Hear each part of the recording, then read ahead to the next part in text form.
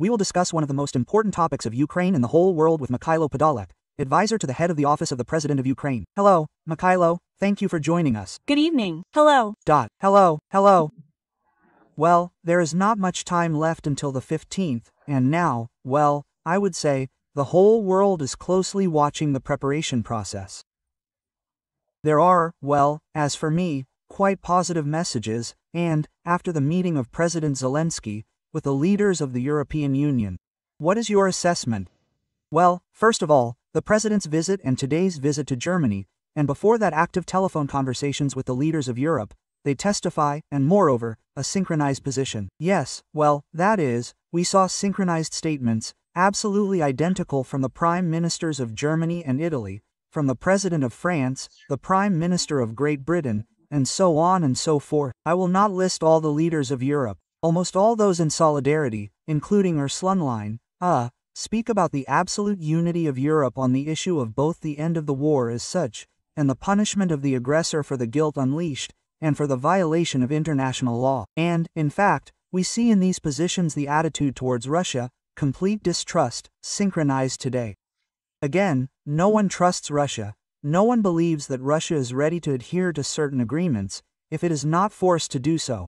And this, of course, has a very significant impact on Trump's position. We see again certain changes in rhetoric. By the way, I would recommend that we all refrain from inflated expectations, from the meeting in Anchorage, yes, in Alaska. I have no doubt that Putin, of course, will try to use this meeting to reformat bilateral relations in his favor in the bilateral relations between the US and Russia, that is, to make himself the dominant link there. That is, flirting or, let's say, politically flirting with Trump, to still try to moderate this meeting, to then moderate the issues of both war and peace in Ukraine, or at least drag out the time, or at least reduce the presence of the United States in Europe. But again, all this will be impossible, because the goals of Russia and the United States will be radically different. If Donald Trump really goes there in order to get or make a significant step towards peace, right?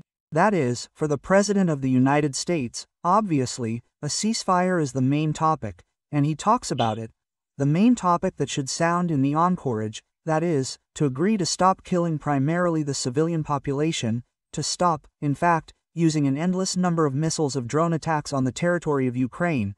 Then for Putin the tasks are completely different. The task is still to end this war on his own terms, that is, to show that he is still a global leader and, accordingly, to get out of the war without any political and financial losses. That is, these are fundamentally different tasks, and, of course, it is unlikely that they will be brought together, at a meeting in Alaska. But, nevertheless, the meeting itself, and you are absolutely right here, this is such a significant step towards ending the war, regardless of the scenarios for ending the war. I think that the final scenario in any case will fully take into account the interests of Ukraine, the positions that President Zelensky is talking about. So, to summarize, yes, what do we have today? First, we have absolutely identical positions of Ukraine and the European countries, an absolutely precise understanding of how this war should be finalized, an absolutely precise understanding that nothing will happen without coercion of Russia. Then we see a change in Trump's position. He is much more sensitive to what Europe says.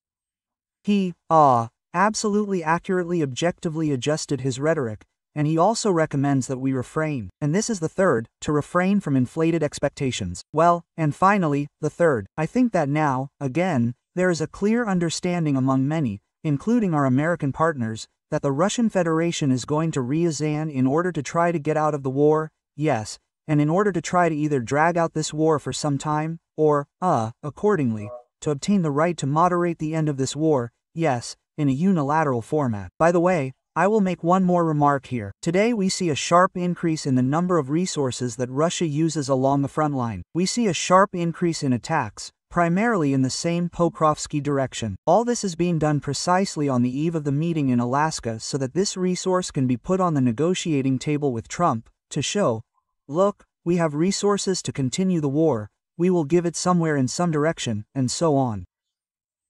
Again, this should be viewed from this point of view, as a way of Russia pressuring the American side on the eve of the negotiations in Alaska.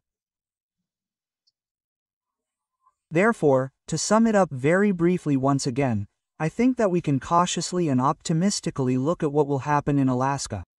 Moreover, I emphasize once again, the same Trump declares that it is impossible to talk about any political principles of settlement, not to mention territorial ones, I emphasize, about political principles of settlement without the presence of Ukraine. This, of course, radically changes the position that Russia was counting on. Russia believed that it would be able to agree with someone behind the scenes on something, and Ukraine would be forced to agree to some conditions. This is not so. The large amount of work, diplomatic work, that the president of Ukraine has done, testifies to, I emphasize once again, the correct, synchronized preliminary position of Europe, the United States and Ukraine. Well, indeed, Putin would very much like to use this moment, that while there is no president of Ukraine and no representatives of Europe in Alaska, this is really positive news. It consists in the fact that we talked together with Trump and together with the representatives of Europe. But nevertheless, today in Germany, President Zelensky also once again warned Donald Trump that Putin is bluffing. The Ukrainian leader said this at a press conference in Berlin. Let's hear and discuss this and other news. I told the President of the United States of America and all. I told US President Donald Trump and all our European colleagues that Putin is bluffing, trying to exert pressure before the meeting in Alaska along the entire Ukrainian front. Russia is trying to show that it can occupy all of Ukraine. Of course, this is their desire. Well, here Putin is putting pressure not only along the entire front line. We really see how they captured more than 100 kilometers in just one day. And we see this activation at the front, but we also see the activation of the information propaganda of the Russian Federation not only in Ukraine, but also throughout Europe. They are already ready to involve all their friends here, it seems to me. TBS News, citing its sources, says that a three-way meeting between Zelensky, Trump and Putin may take place at the end of next week. Of course, we would like this meeting to take place in The Hague, but nevertheless. What do you think? But will President Trump listen to President Zelensky's warning? And if he really sees that Putin continues to bluff and Putin will lie, then can we talk about a meeting of the three? And, of course, the military should comment on the events along the front line. I think that they comment on this quite extensively, based on the operational information that they have. But I would only emphasize here that there are no significant breakthroughs in the Russian Federation and there will be none. An effective defensive position, an effective defensive war that Ukraine is waging against Russia is yielding results. And, of course, this impresses our European colleagues, and it impresses our American colleagues in the same way. The second component, very important for us to understand, is that Putin is really going to Alaska not to move on to discussing the parameters of peace and to discuss the parameters of Russia's responsibility for violating these parameters of peace that existed before the start of the full-scale invasion. Of course, Putin is going to try to return to the global game and return on the terms of a triumphant, that is, a person who dominates. This is impossible by definition. Of course, Trump will definitely not allow him to do this. Once again, their tasks and goals for which they are going there are radically different. Third, President Zelensky has extremely effective communications with Trump's entourage, and, of course, with Trump himself. That is, they are practically constantly in touch today. That is, the President of Ukraine communicates with both his European partners and his American colleague. At the same time, our European colleagues are again actively working with Mr. Trump and are clearly placing the emphasis that should have been placed, which concerns the assessment of Russia, its inability to negotiate, its unwillingness to stop the war as such, and the assessment of the risks to Europe's security, to the main markets.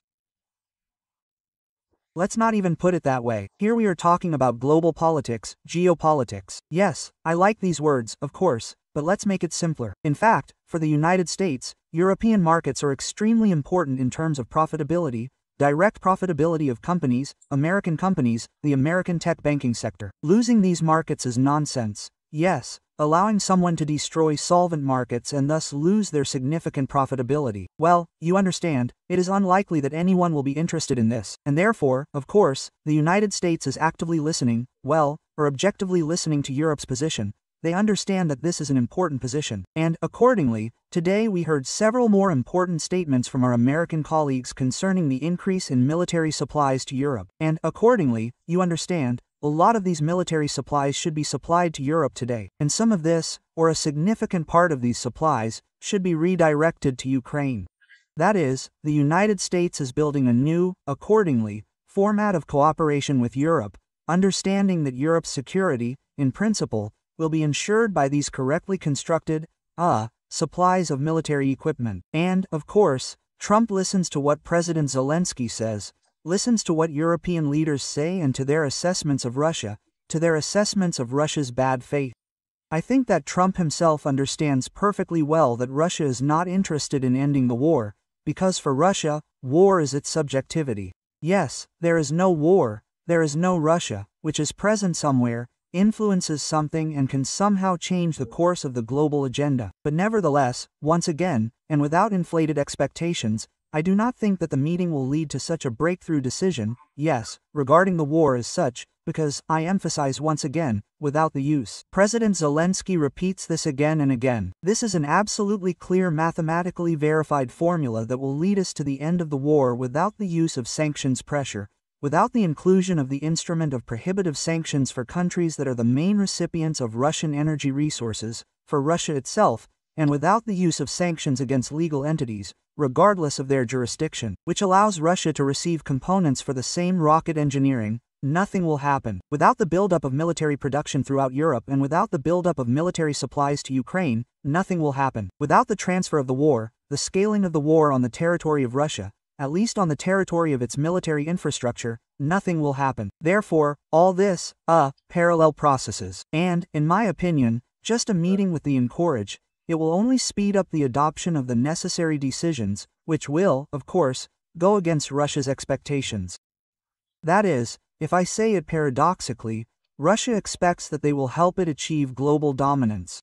Yes, I just don't understand where such constructions come from in their heads, but nevertheless, they seriously expect that they will help them achieve global dominance through self-humiliation, of the same Trump, also of the same United States. And Trump, in fact, I hope to see the inability to negotiate finally, not in a telephone format, but in a visual format face-to-face, will see, of course, Putin's lack of trust, his, resourcefulness, yes, unwillingness to leave the war, his unwillingness to stop mass murder. Well, and, accordingly, then we will see a chain reaction, yes, which will still speed up the adoption of the necessary decisions on the finale of this war. And the only thing that remains for us is to work in such a tense format, as Ukraine is demonstrating, by the way, today, to activate any, platforms where we can achieve synchronization of positions not only in Europe, but also with other countries.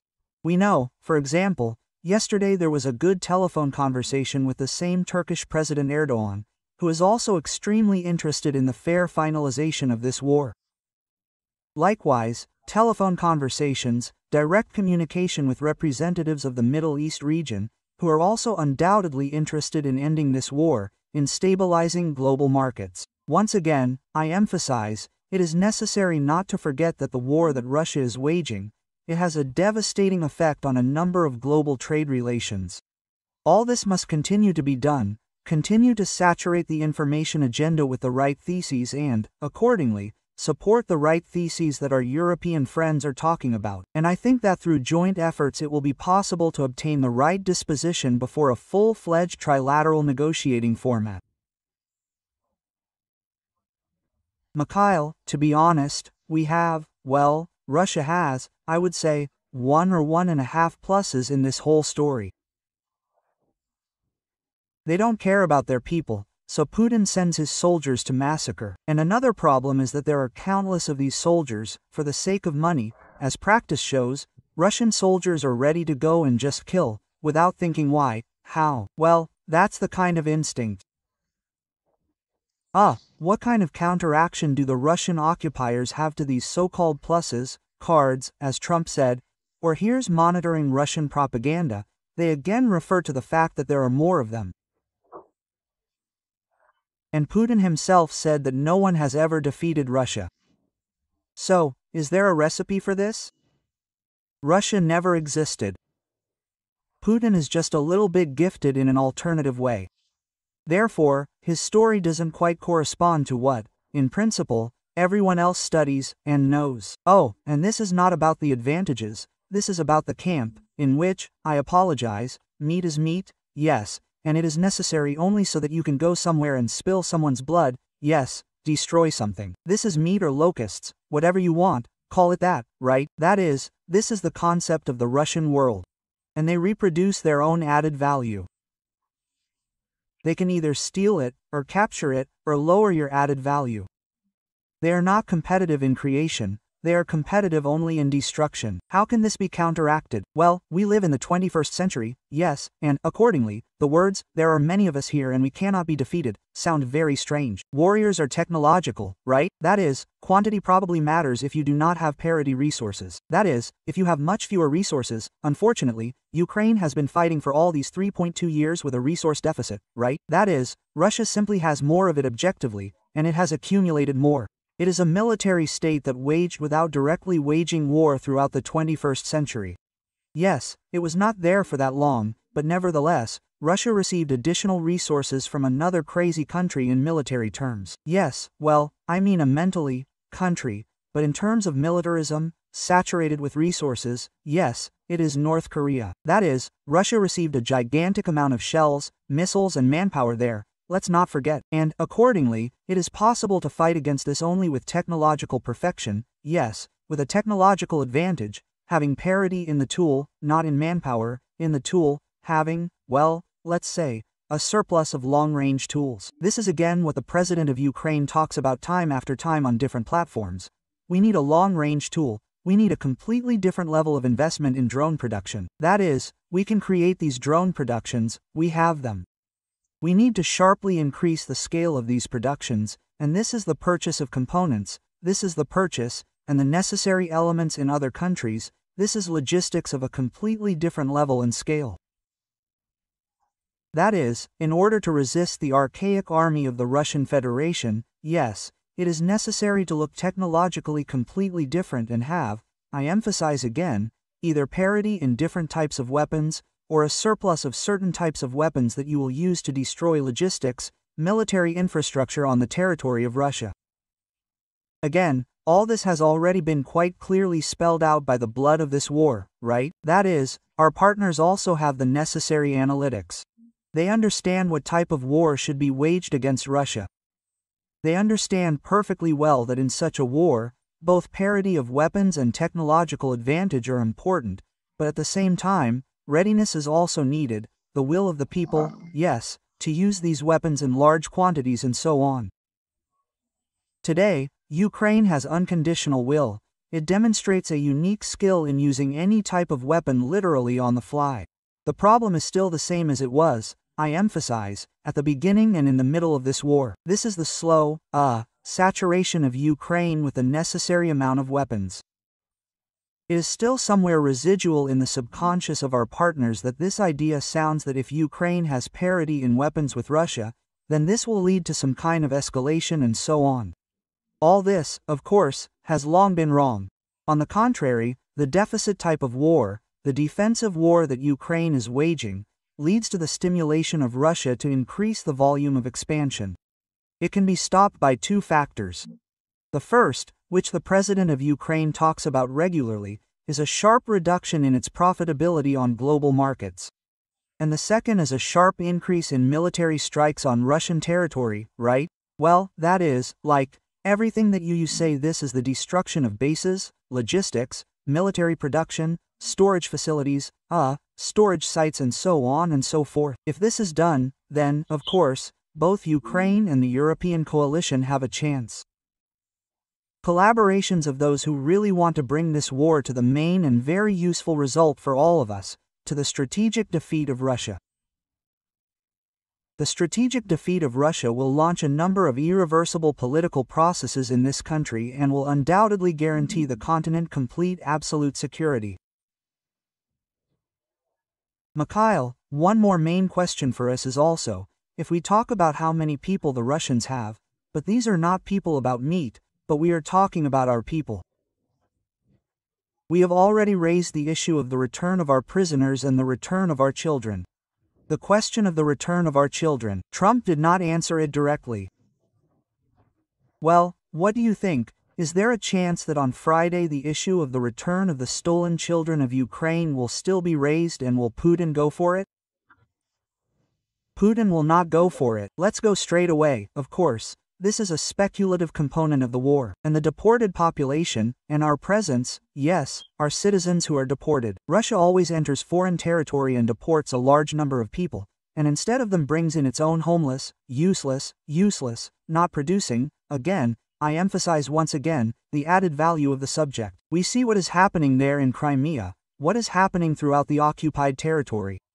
Ukraine, of course, insists on the return of both the civilian population and children, but Putin will use this as additional tools of pressure on global communities. Do you understand? That is, as if the world is a little different, the civilized world lives differently, right? The value of human life above all the value of children's life is priority number one.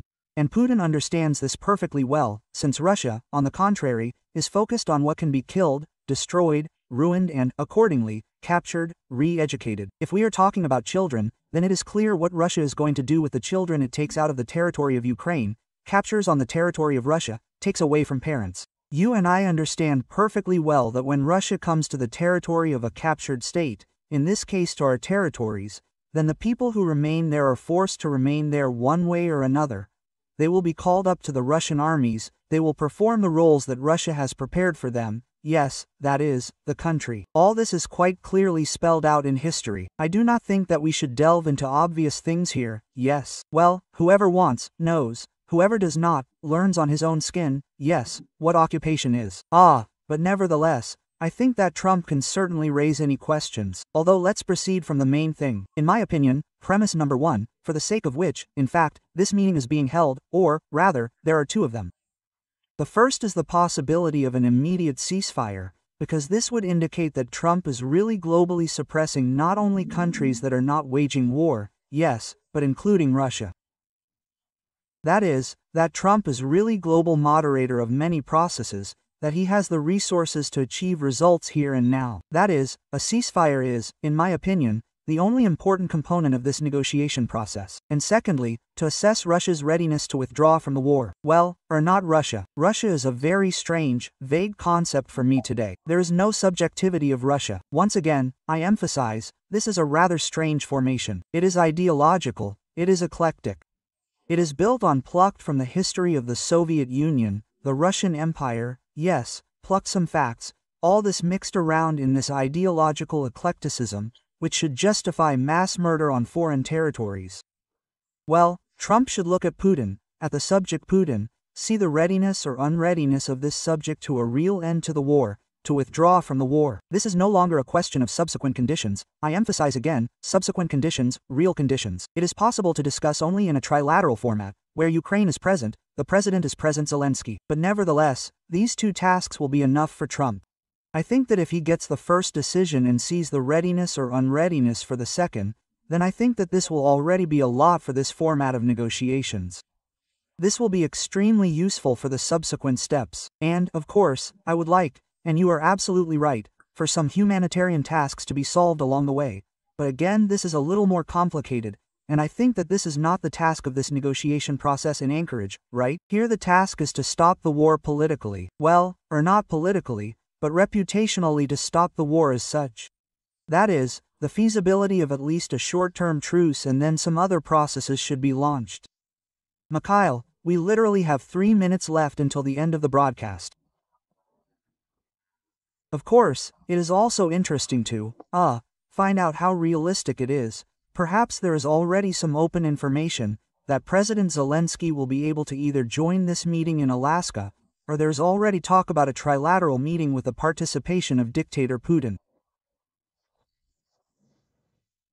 Let's put it this way, President Zelensky is ready to join any leadership format at any time. This is undoubtedly. Moreover, he is extremely active. Today, in my opinion, he is moderating many processes. This is obvious. I think you can see it perfectly well. That is, the position with European partners is completely synchronized. We see total unity here, and this has significantly changed the position of the American partners. And again, Zelensky plays a key role here, and in the same way, he is ready at any time to actively participate in negotiations, the only negotiation format that can launch the process of ending the war. This is a triple format, yes, when President Zelensky is present, subject Putin with Trump as the mediator. Therefore, any format is possible. Any scenario is possible. Negotiations are always underway. I mean about the participation of President Zelensky in key formats. I think that we will see such formats again. Without this, without a conversation at the level of Zelensky, subject Putin, at the level of Trump's mediation, well, or whoever else is ready to mediate, we will still once again, I would like to emphasize that we have heard that Turkish President Erdogan is ready to act as a mediator as one of the key stakeholders in ending the war, especially in the Black Sea region, yes. And yet, once again, President Zelensky is ready for all these formats. Russia is not ready. We need to put pressure on Russia here too. We also need to come to this understanding that Russia will not be ready for realistic negotiation formats, for trilateral formats, without coercion. We just need to work in this direction, which, in fact, Ukraine does regularly and everywhere. This is true, yes. Thank you. Thank you very much for finding the time to join the broadcast. Mikhail Podolyak, advisor to the head of the Office of the President of Ukraine, was in direct contact with us. He